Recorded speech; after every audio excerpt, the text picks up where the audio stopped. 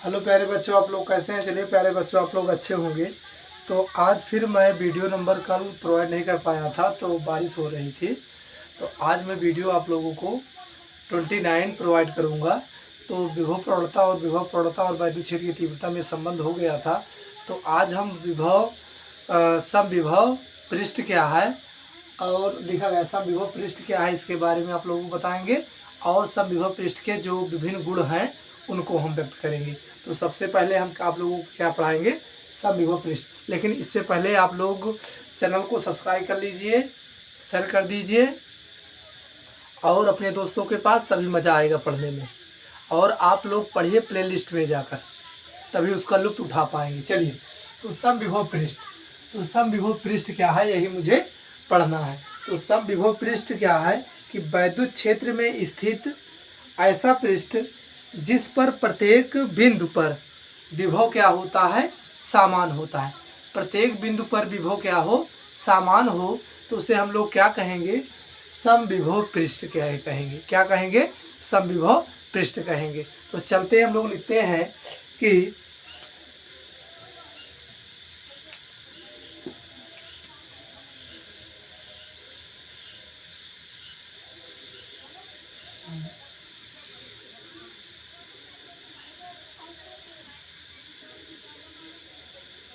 वैद्युत क्षेत्र में स्थित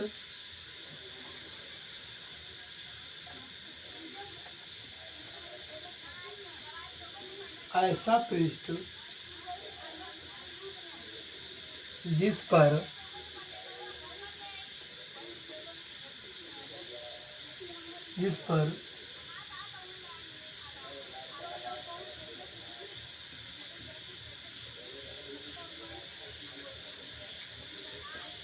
प्रत्येक बिंदु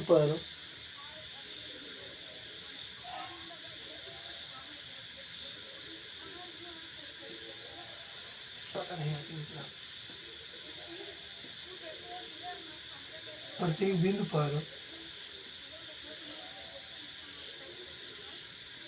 विभव एक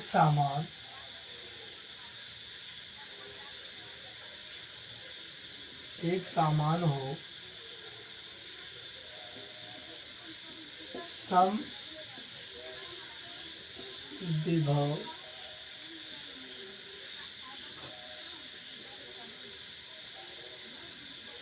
कहलाता है। समविभव पृष्ठ कहलाता है। समविभव पृष्ठ कहलाता है। यानी कि मैंने यही लिखा कि वैद्युत क्षेत्र में स्थित ऐसा पृष्ठ जिस पर प्रत्येक भी बिंदु पर विभव क्या हो, समान हो, समविभव पृष्ठ कहलाता है। समविभव पृष्ठ कहलाता है।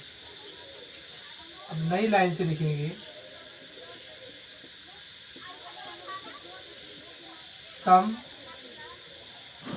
समविभव पृष्ठ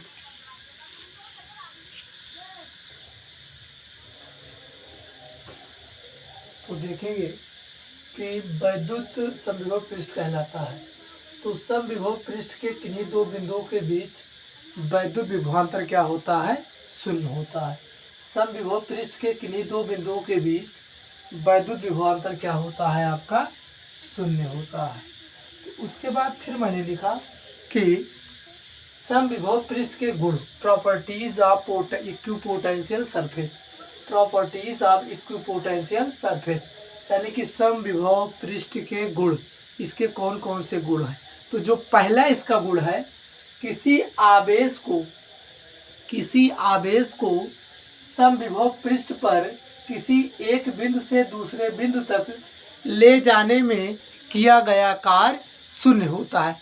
जो पहला आपका है, किसी आवेश को समविभव पृष्ठ पर किसी एक बिंदु से दूसरे बिंदु तक ले जाने में किया गया कार्य शून्य होता है। उसके बाद फिर मैंने लिखा कि दूसरा जो है आपका गुण, वैद्युत क्षेत्र की दिशा सदैव समविभव पृष्ठ के अभिलंब होती है। इसके कहने का मुताबिक यही है। मैं इनको हटा दे रहा हूँ, तो उसके बाद इसका हम प्रॉपर्टी आपको विस्तृत रूप में बता सकते हैं।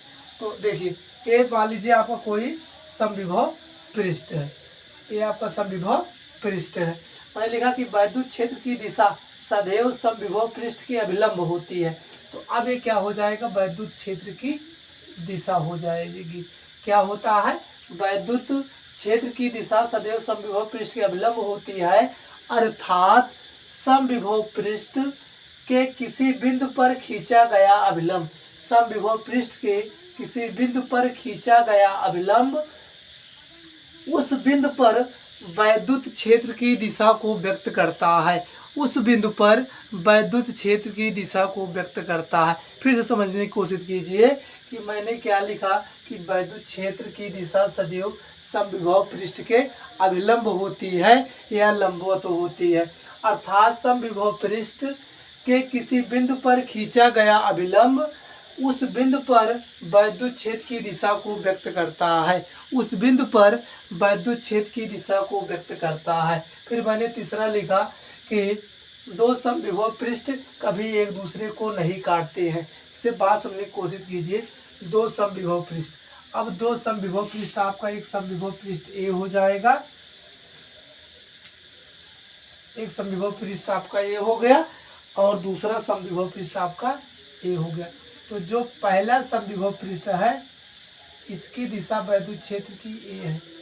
यहाँ कितने अंश का कोण बना है, 90 अंश का बना है।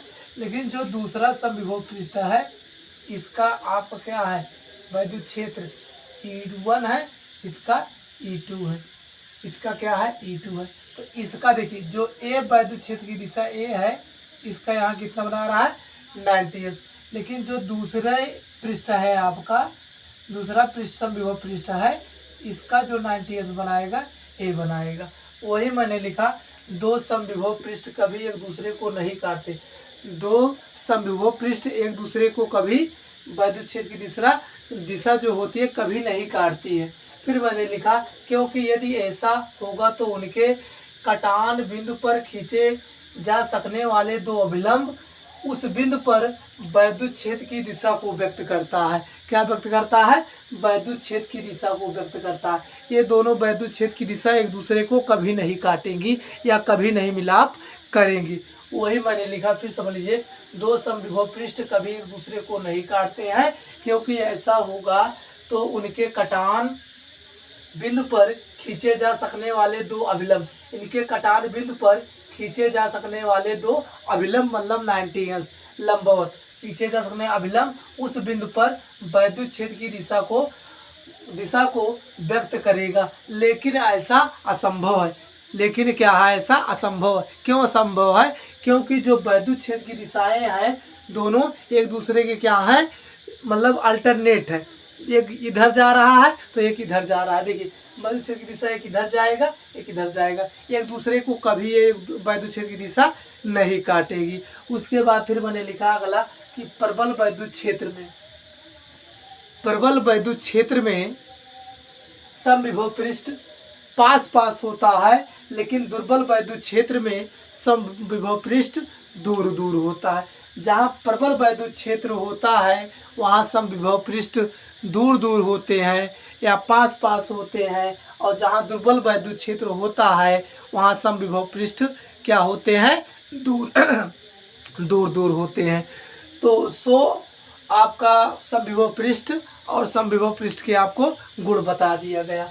और उसके बाद फिर देख लीजिए, ये आपका कोई एक गोलीय पृष्ठ है, गोलीय पृष्ठ है। अब इस पर समविभव पृष्ठ, ये देखिए ये इधर गया, इसको आवेशित किया जाएगा, इस पे आवेश रख दीजिए, ये क्या हो जाएंगे, क्या है, आवेश है। तो वही पहला ही देख लीजिए, पहले पे ही किसी आवेश को समविभव पृष्ठ पर खींचे गए एक बिंदु से दूसरे बिंदु तक ले जाने में किया गया कार्य, जो कार्य होता है वो क्या हो जाएगा, शून्य हो जाएगा। क्या हो जाएगा, शून्य हो जाएगा।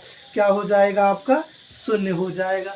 तो आप लोगों को समविभव पृष्ठ और समविभव पृष्ठ के आपको लोगों को गुण बता दिया गया। तो प्यारे बच्चों, आप लोग चैनल को सब्सक्राइब कर लीजिए, लाइक कर दीजिए, शेयर कर दीजिए, ताकि आप लोग इसका आनंद उठा सके। तो थैंक यू, धन्यवाद। अगली वीडियो आप लोगों को कल प्रोवाइड की जाएगी।